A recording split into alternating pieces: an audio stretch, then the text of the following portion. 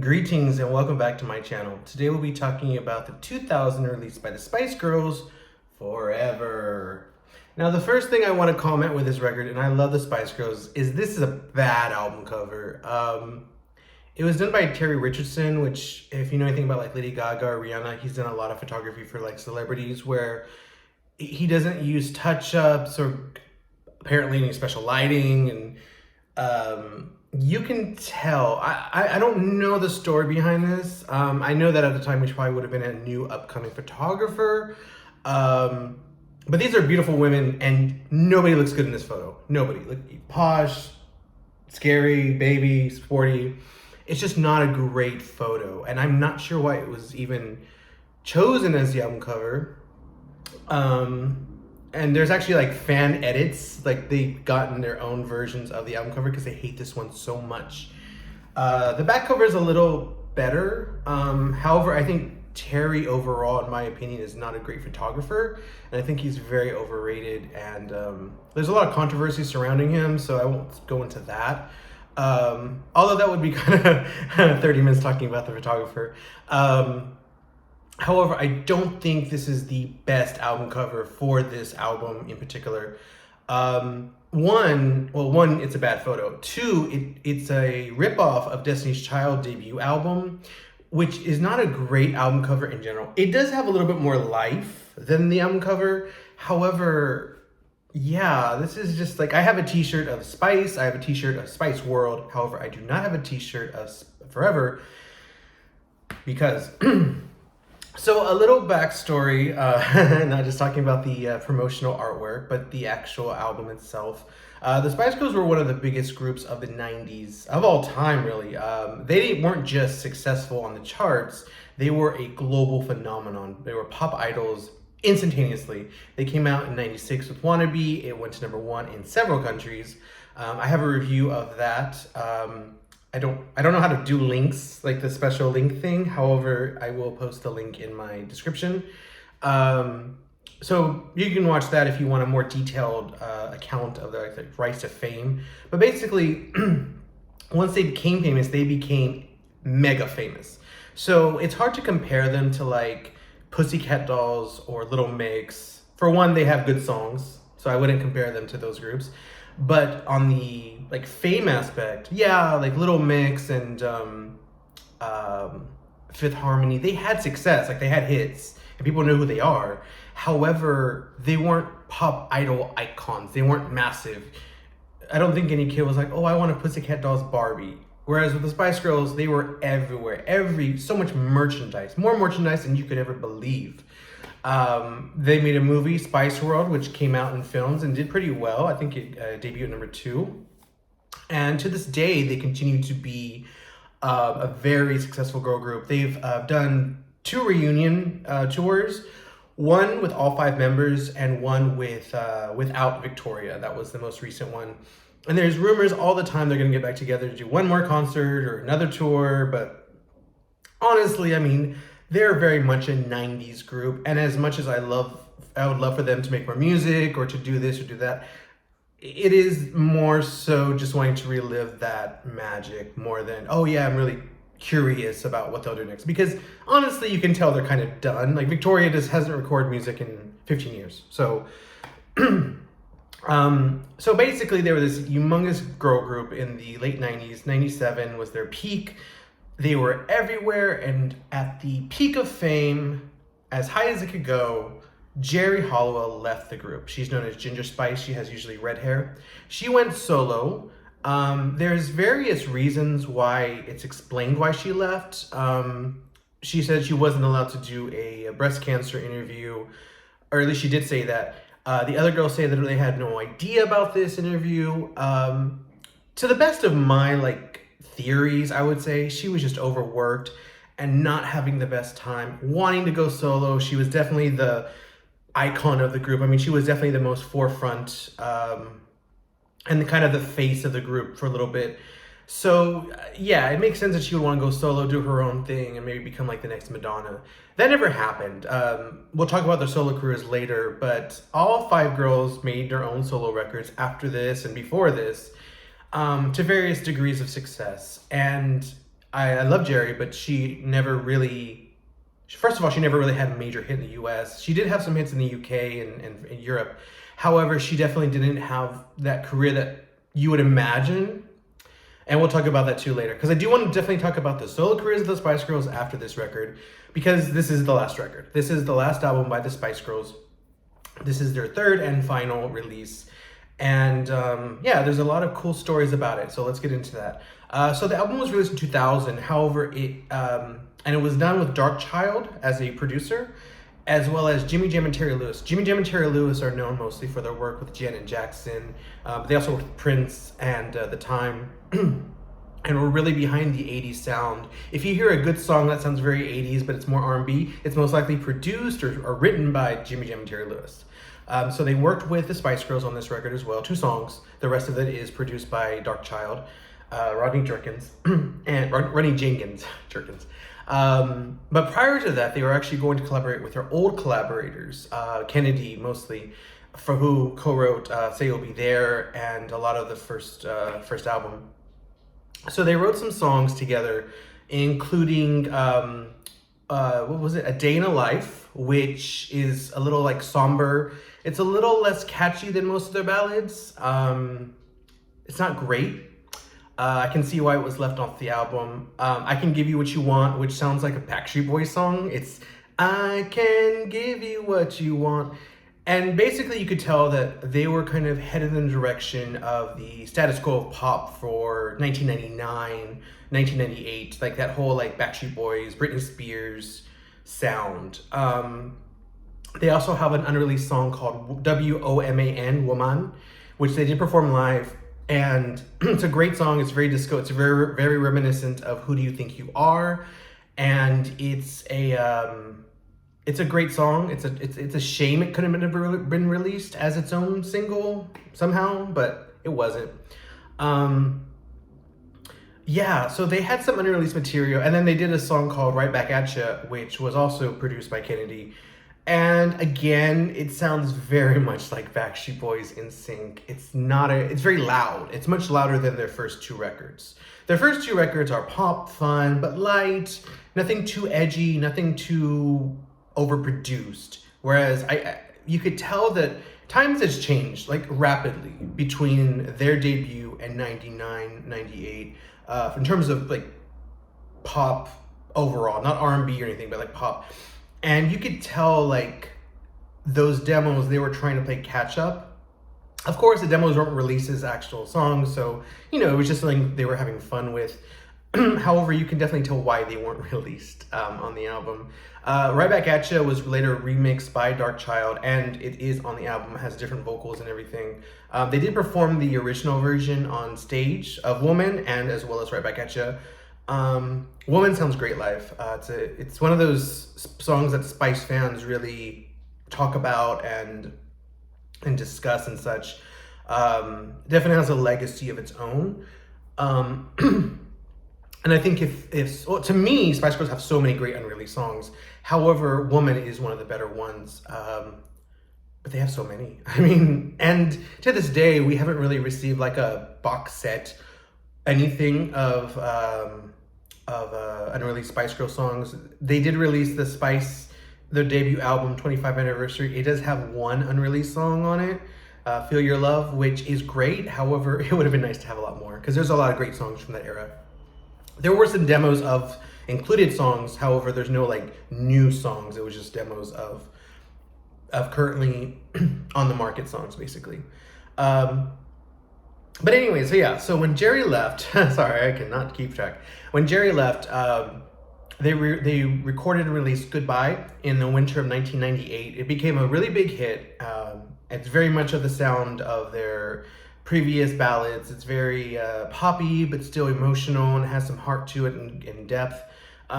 It's about the loss of somebody, and it could be, anything from a parent to a friend to whatever. And it's vague in that, but it's very heartfelt. Mel C does an amazing performance. Scary Spice does an amazing performance with her lines like "Look for a rainbow in every storm." find out for certain really gets at you. Like, damn, like these girls had emotion. There's a reason they were so massively big. And they have, the great thing I love about Spice Girls is they have this catalog of music that you can dive into and get into and kind of sink your teeth into. It's not just pop music. It's not just like radio friendly pop music. And there's nothing wrong with that. However, that only takes you so far, as we've seen. If you only have like club music or pop music that's generic in general, good luck getting a third album out. Which, of course, this is their last album, but yeah, I don't know how I can defend Spice Girls compared to other girl groups of the later eras rather easily, but I don't want to spend the whole time doing that. But there's definitely something special about the Spice Girls, and if you dig deep, just a little deep, not too deep, you'll definitely see what I'm talking about. They weren't just trying to look hot and be cool. Like, there was something to them that's missing, I would say, in the past 15, 20 years of Spice Girls, of girl groups. Anyway, so they, like I said, they worked with Darkchild and Jimmy Jam and Terry Lewis. They did the whole album together. And the thing is, at this point, everyone was kind of itching to go solo. I know that Mel C was having personal issues, and she was working on her solo record. So she would actually record separately from other people because of her schedule. Mel B, she had done a solo record with Missy Elliott, which was actually a US crossover hit, I Want You Back. And when I say crossover, I mean that she's a UK artist and she's having a hit single in the US.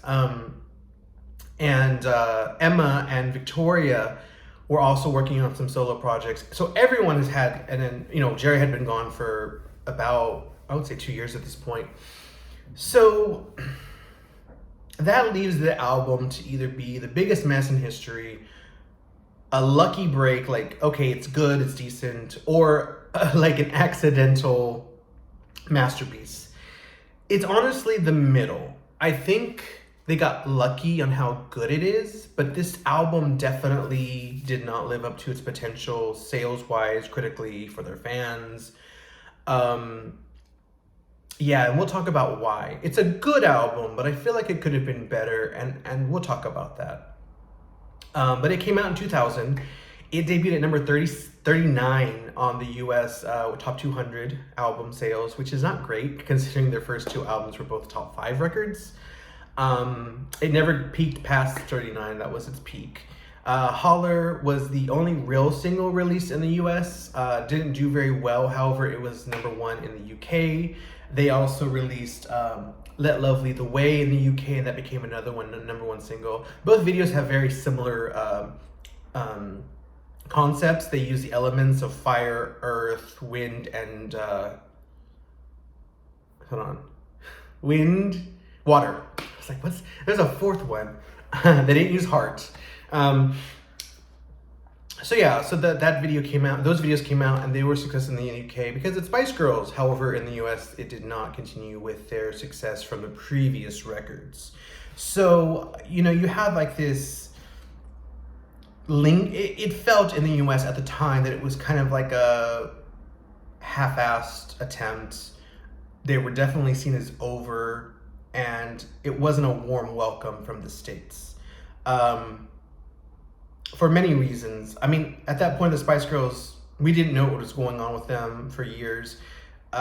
Geri had left, and everyone thought that the girl group was going to break up, and everyone was going to leave and do solo projects. Then some of them had done solo projects, and then for them to come back and do like this very 2000 sound with a very trendy producer, it just doesn't look great. So pretty much every fan considers this one either their worst album or their best album. I actually have seen people call this their best album. I think it's their third best album. However, I do like it. I think it's a good, solid record. It has maybe like 1 or 2 songs I could skip, but it's a good album. And we'll talk about that in detail now. I always keep saying that. We'll talk about it. But I definitely want to talk about the story behind it first. It has a lot more legacy than I think the story, like the background story is a little bit more interesting than the album itself at times, because you have like a breakup, you have them trying to figure out what they want to do, you have people wanting to go solo, but yet they kind of want to remain a group, and you have all these like it was going to be a different kind of pop record, and then they changed their mind. I'm assuming they changed their mind, but because music had changed at that point. And it wouldn't have, I don't think it would have looked good for them to come out as a Backstreet Girls or NSYNC Girls or whatever. Like, it wouldn't have been good. But I do wish they would have released a different album cover. I mean, I think they should have just hired a different photographer, because this guy, my God, there's no talent there. It's not a horrible picture, my God, it's not the worst, but yeah, it's just, yeah. So this album actually came out on vinyl, finally. Everyone had been waiting. It was never released on vinyl, and it finally got released on vinyl. I was definitely the first one to get the copy. I think mine arrived the day before, because I had ordered online, pre-ordered. I'm very happy. So definitely pick up the vinyl if you can. It's still available. It should be pretty easy to find. But hurry, because these things go out of print fast, and then it'll be $200 for a copy. So let's get into the music. So the first single and the first song on the album is called Holler. This one was a collaboration between all the girls, all the 4 girls, and women, sorry. And Rodney Jenkins? Is it Jerkins? Or I think it's Jenkins. Rodney Jenkins. And his, the Dark Child group. Not group, but I guess production team. It's very different. It's more mature than ever. It's very sexual, much more sexual than their prior songs. Like, literally, she wants to make him holler, like, from the pleasure of sex. And it sounds a lot like Destiny's Child. It sounds a lot like Pink's first record. It has the harpsichord kind of urban sound of very, very 2000. However, I think it did rather well. I mean, yeah, like the production's dated as fuck, but it's charming, and they definitely worked their magic on it. It was a good song. I do remember when it came out, I didn't love it, but I still bought the record. Like, I still bought the album, and I was supportive of them and such. But it is one of their weaker singles. However, when they did perform it, I saw them live in 2008 when they came to New York City. That was a cool performance. And it's just a great song, and but it's definitely weaker than their other singles. Like, if you were to listen to their first 2 albums and then this one, I guess if you're in the mood for it, it's really good. Like, it is a good song. How do I say that? Like, you have to be in the mood for it. However, it is a good song. It's well constructed. I think also it was a demo with Kennedy where it's called Holler Holler. And again, was a pop version. I'm imagining it would be loud, and I'd never heard the demo, but I would imagine it would be loud and very Backstreet Boys. I can't imagine that. Although I couldn't imagine Right Back At You, but I heard it and I was like, oh, okay. Yeah, it's weird. I love their unreleased songs, but I'm just not a fan of the unreleased music from this album.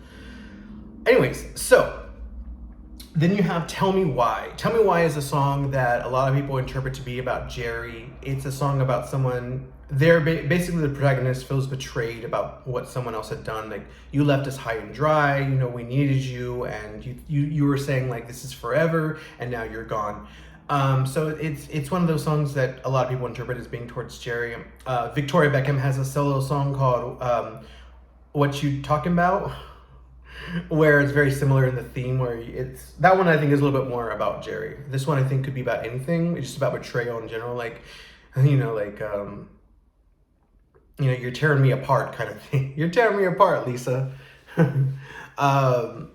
Yeah, so yeah, it definitely sounds just like Holler. It has the same harpsichord 2000 sound. By the way, I keep doing these cohesive albums that really don't vary and sound too much, and it leaves me saying, oh yeah, it sounds like that. But this definitely sounds like Tell Me Why definitely sounds like well, no, I think it has a little bit more dance to it. Yeah, there is more dance. It's like da da da da da da da. It's more. It sounds like a little bit more like Michael Jackson's Invincible album than Holler. Okay, so excuse me. It does not sound just like Holler. It sounds similar. However, it has its own flavor and own beat and own beats per minute as well is different. The next song is Let Love Lead the Way. This is their ballad of the album. The hit single in the UK went to #1. I am not a fan of this song. I love To Become One. I love Too Much. Viva Forever. However, I feel like Let Love Lead the Way is a little weaker. It's not a bad song in any means of the way. It's just, one, I didn't really grow up with it. I kind of always skipped it when I was listening to the CD. And two, I don't think it's that great. It definitely doesn't. It doesn't not fit the album. It fits the album. It's just not my favorite, if that makes sense. Yeah, it doesn't say who's by. I was gonna say it is by Darkchild. It's not. I thought it would be by Kennedy or Standard or Roe. No, it's also done by Darkchild. It's okay. I can see why it was a ballad. I mean, sorry, I can see why it was a single because they've always had hit singles as ballads, but I think there's actually stronger ballads on the album. And we'll get to that, but it's a creamy ballad just about love leading the way. So I think that's a little cheesy for them. And I know I'm someone saying something's too cheesy for the Spice Girls, but I think they did have a level of quality that no matter how like whimsical and fun they had, there was always still that quality of music and sound and production and lyrics. Sorry. Anyway, so the next song is Right Back At Ya. That is the one that originally was a pop song they remixed. And I do believe that Kennedy was upset with that whenever it did happen. By the way, when I say Kennedy, that's his last name, not his first name. Kennedy was, like I said, he worked with him on their first record. Yeah, it's Right Back At Ya is a good song. It's a little self-aware of them being a famous girl group who's coming back for a third time to prove everyone wrong, making it probably their weakest song lyrically ever. I hate songs that are like, I hate moments when things are self-aware of success. I like self-awareness when something is bad. Like, for instance, if there's a joke on Simpsons that doesn't quite work and the next character says, oh, that's not funny. Like, that's okay. That self-awareness is okay. But I'm not a big fan of like meta type things where they know that they're a girl group successful in their song. So because you can't relate to it. It's kind of like Scream, the series, or those kind of things where you're supposed to relate to people who are basically in your shoes, looking at them, but they're them. So does that make sense? I don't think it makes sense. My one listener is probably like, all right.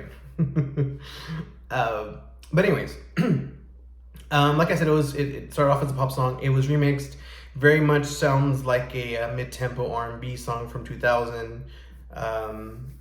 It's good. It's just very self-aware. They're talking basically like, we're back, and you thought we couldn't do it, and we're here. Yeah, it's just a little. I don't like songs. I don't like boastful songs, and I think that's my main problem with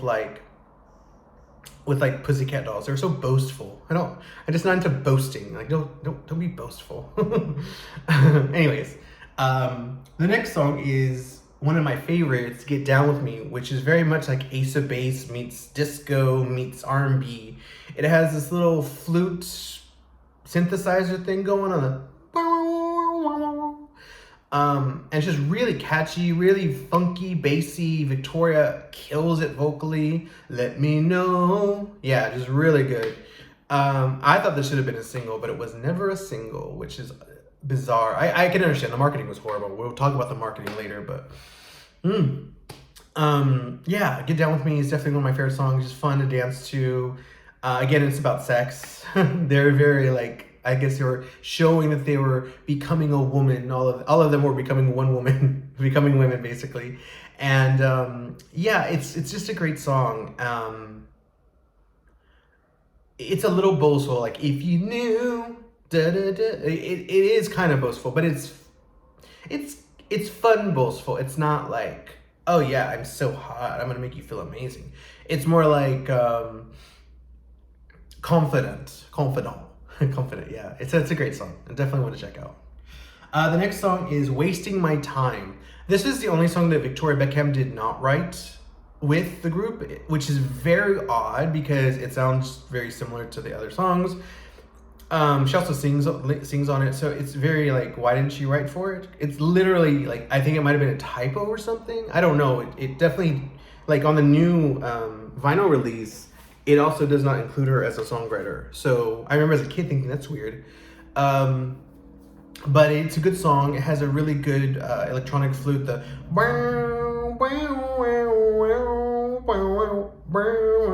yeah, it's just really cool. It's a great song. It's a lot of fun to have after Get Down With Me. It's just they're two great songs together that really like, oh wow. Like I kind of wish more of the album would have been more funky dance music. Like, because the one thing about 2000s R&B music, it's very dated. So if you can add a little bit of diversity in the sound, then you kind of take away from that. Like honestly, like if it wasn't the Spice Girls, I probably wouldn't like this record. For example, I don't like Pink, and I don't like her debut album, even though it's the same, very similar sound. And Destiny's Child, I'm not a big fan of Destiny's Child's first few albums. I think they're okay. They're okay. But yeah, this is definitely like, this sound is definitely like there. So it's nice when they kind of have fun with the sound and change it up. And I mean, Dark Child was a very talented producer, and he had made, he worked with Whitney Houston prior to this, and he worked with a lot of people. And yeah, he's very, very talented, but doing a full album, especially when the girls aren't really on the same page, schedule wise, so side 2 starts off with Weekend Love. Weekend Love is weird.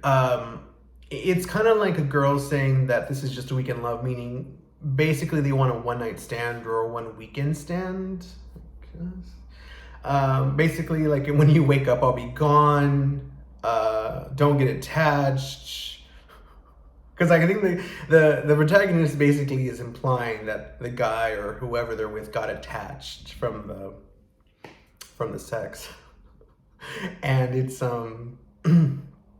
it's good, but it's not my favorite. I would leave it off the album, honestly. It could have been it's not as bad as the unreleased songs, but this album is 11 tracks. Yeah, okay, I would have kept it, and actually the next song is my least favorite. So I would keep Weekend Love. Yeah, no, it's not that bad. I don't skip it or anything. It's just not my favorite compared to the other. Because the thing is, you have like Get Down With Me and Wasting My Time, and then you have Weekend Love, which so. But I still do like it, and everyone sounds great. The vocals really do sound great. Like, you can kind of tell that without Geri, they're like, okay, we can do vocals now. No disrespect to Geri Halliwell, I love her, but yeah, it's true. Like, they definitely had stronger voices than Geri and better. And then like they even said like, oh, we can do more dance moves. Yeah, and they did. Like, it's very obvious after that they became a different kind of girl group who focused on different things. But that's the point. They never focused that on vocals and dance moves in the first place. They weren't that kind of girl group.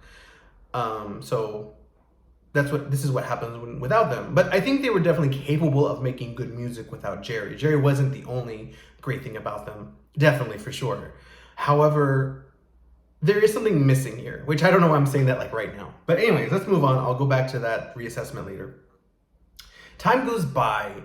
That's a ballad, another ballad. It is weaker than Let Love Lead the Way, and it's very skippable.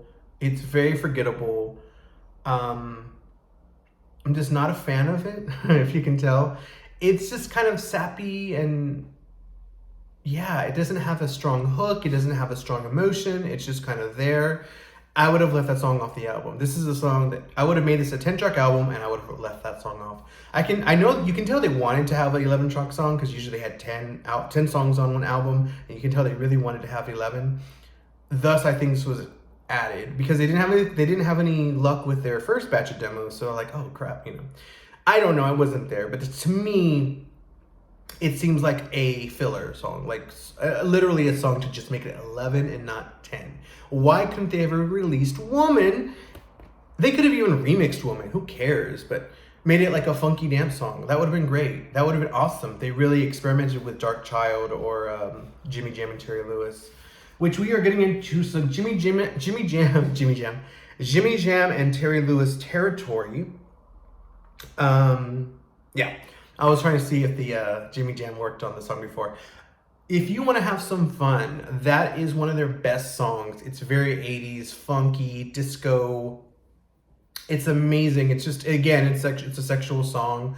They're basically cruising some guy at their concert, and if he wants to have some fun, track them down and get her number. It's not great, but track me down. Like, okay. But yeah, it's basically a song about cruising, which is pretty cool. They're, making eyes with some guy and they like him and they want to, feel the funk, and that's great. It's just a great song. It has some great guitars and bass line and strings, and it's very early 80s New York R&B scene. Amazing post-disco, amazing. And it's released in 2000, which, by the way, the 80s revival that we have now that's been going on for a while was not living at this time. So for them to do a song like that is amazing. And obviously they work with Jimmy Jam because of his work with Janet. You can definitely tell that they love Janet Jackson. They've mentioned it many times. And they probably just, like, oh, let's work with her producers, So, yeah, Jimmy Jam and Terry Lewis, they definitely bring a lot more life into it. I would say, I'm not saying he's better than Darkchild. However, right away you can tell that it's a different producer. There's a breath of fresh air. Like, I would have brought in a third producer, honestly. Like, I would have had like a third point of view, because I think that maybe there's too many Darkchild songs. Maybe that's the problem. I don't know. Next song is Oxygen, which as a child I skipped it a lot, but as an adult I really do enjoy it. It's just a great song. It has a really amazing chord structure that really reminds you of like Janet's ballads from the 80s, like Funny How Time Flies When You're Having Fun and Lonely, Come Back to Me. That kind of down-tempo, slight just key change, and it's just a beautiful song. It's very hypnotic, and it's definitely a ballad, but it's like an 80s, a mid-80s Quiet Storm ballad, and Spice Girls doing that is amazing. I love that. So it just, for me, it just resonates. It's not a perfect song. I definitely feel like maybe there could have been one more draft to make it really perfect. However, it's a very strong song, and definitely one that I feel could have like maybe been a single, like with a remix kind of thing, or yeah, I don't know. Like maybe like remixed for like a B-side, if that makes sense. Like remixed it and put it like in the clubs, because it's a great song. It is a ballad, however, it has such a great melody. It would have been great for the like remixed by like CJ McIntosh or David Morales or something like that. And yeah, it's just a great song. Last song is Goodbye. That is the only song not written or produced by Darkchild or Jimmy Jam Terry Lewis. It's done by their own team of Standard and Rowe, Matt Rowe, Richard Stannard, and Matt Rowe from their debut and second album days. And you can tell the quality of the ballad is amazing. It's really like beautifully done. It stands out. It's a classic. Again, I told you about like the Mel B's beautiful vocals, Victoria Beckham's like her little bridge in the middle of the song is just amazing. It's just a great song overall. It was a hit in the US, and I think it was their last like official hit song. Just a beautiful song about the departure of Geri, or a departure of anybody. I mean, you play it at a funeral or whatever. There's an innocence to it, and it's quite beautiful. And it really doesn't match the album, but I'm glad they included it. It's definitely tacked on, but I'm glad it's there, because it's not completely because of the other ballads, it's not completely out of like left field. However, yeah, it has a different sound. But no, I would have liked them to work with them maybe on a few more songs. Well, maybe a different producer, maybe a different R&B producer. But yeah, so the Geri verdict is the album does work. They can make music without Geri that is good. However, I am curious to see what the album would have been with Geri. I did hear rumors that the third album with Geri was originally going to be a solo, like it was going to be a compilation of new solo songs, duets, and cover songs done by the girls as a group. That's a horrible idea. Much worse than this. Much worse, much worse. I can't imagine them doing that. I think that would be a really bizarre cover songs. Like, they're not known for their covers. And then solo songs. I mean, I guess it would have been a cool side project now. I don't know, but then I don't know. I think that would have been a deep dive into obscurity. I don't know. I just feel like a concept record for the Spice Girls so early on in the 90s. However, it must be said that in the 90s, there was like this diversity in the radio, the music that the radio played. They really went all over the place. So the Spice Girls having a space there, and not only having a space, but really taking over made a lot of sense. I think if they would have even come out like in 99 or 98 even, they probably wouldn't have broken so big. I think they really came at the perfect time. After the album, they pretty much, so after the album was released, Victoria and Emma went to North America to promote the album, whereas Mel C and Mel B did the promotion in Europe. So you'd see these interviews with just two of them, and Victoria had long hair.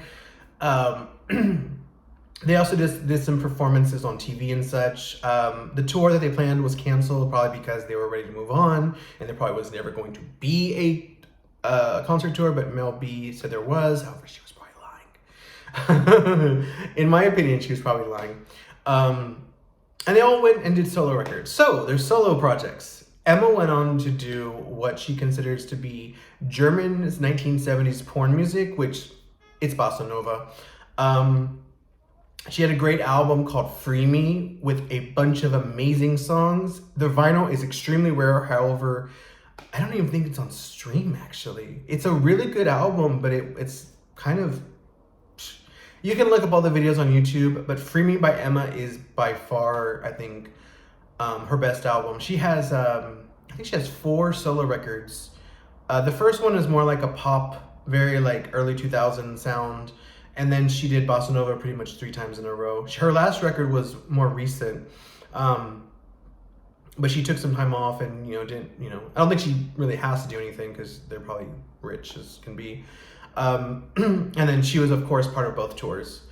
Mel C is the most, I don't want to say lucrative, but she's the most productive of the solo artists. She just had an album out very recently called Melanie C. It's more dance-oriented, kind of like late 90s dance music, and it has really good songs. Really strong album, came out on vinyl, blue vinyl, and it's a great album. But she mostly did rock music or like light rock pop, stuff like that, and she also has her biggest hit, I Turn to You. The vinyl for her debut, Northern Star, will come out on Record Store Day this year, 2020. So very much looking forward to that. Mel B, she had 2 solo albums. The first one was called Hot. It did decently in the UK, nothing major. But her second album, LA State of Mind, really didn't go anywhere, and she kind of gave up after that. She does a lot of more like TV spots, like talent shows and such. And she has released 2 autobiographies. Her most recent one details her recent marriage. She's definitely a survivor, and she's dealt with some pretty dark parts of her life, and I'm very happy that she's healthy and happy now. So good job, Mel B. I'm very happy. Victoria Beckham, she had 1 solo album. It went against Kylie Minogue's Fever and lost, unfortunately, according to the media.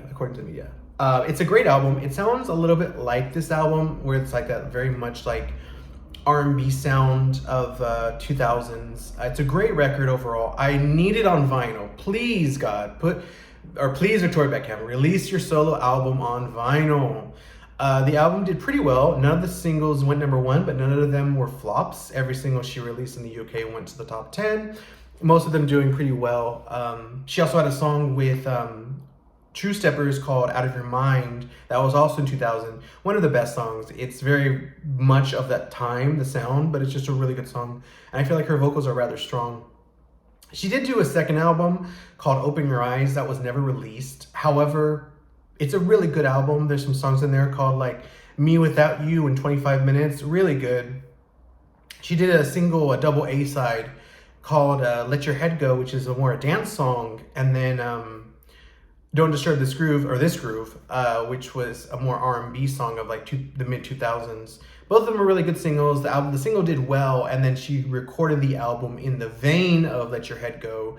However, it was never released. She then went on to sign with Rockin' Nation, Jay-Z's label. They made some really bad demos with her, very disrespectful to what they gave to her, and nothing ever materialized. No surprise. I wish these divas would not sign with Rockin' Nation. Please stop doing it. If you are a diva, do not sign with Rockin' Nation. Don't take their money. Go somewhere else, in my opinion. In my opinion. Yes, it's just an opinion. I have no reason to say that other than it's an opinion, but we have seen the results. Results. Is that a thing? Do people say results? I feel like that's a RuPaul Drag Race thing. Anyways, so do check out Victoria Beckham's solo career. I do love Emma's too. I'm not so much a fan of Mel B's solo career. I do like Melody C a little bit, but yeah, it's mostly Victoria and Emma. Emma's Free Me album is amazing. Please check that out. Geri released some albums as well. She released Passion, Scream If You Want to Go Faster, and please forgive me if I mispronounce this, like schizophrenic. It's basically saying a bunch of sounds, which is incorrect. The way that pun on words of using schizophrenia and different sounds, eek, not good. But this was 25 years ago. Not canceling Geri.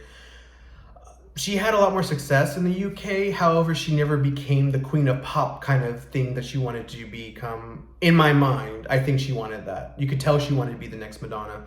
Never happened.